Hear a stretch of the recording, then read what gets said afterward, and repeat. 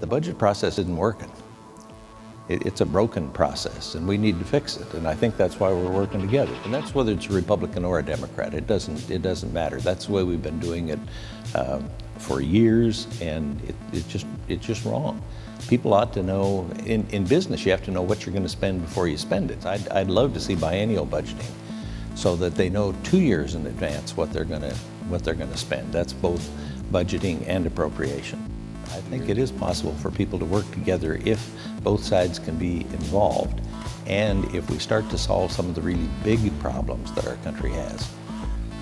We have a $19 trillion debt now, moving to $20 trillion, and at 1%, that's $200 billion in interest a year. The norm is 5%. You multiply that 200 times 5, you're at $1 trillion. And if we start spending the whole $1 trillion on interest instead of defense and education and agriculture and healthcare and all of the other things, there's going to be an attempt to take the money from Social Security. I used to say that we were stealing from our grandkids. We've stolen so much money that we're now stealing from our kids. And the big shock that we're going to have in just a few years is we're going to be stealing from ourselves. Well, it's not the way that we're supposed to go about it.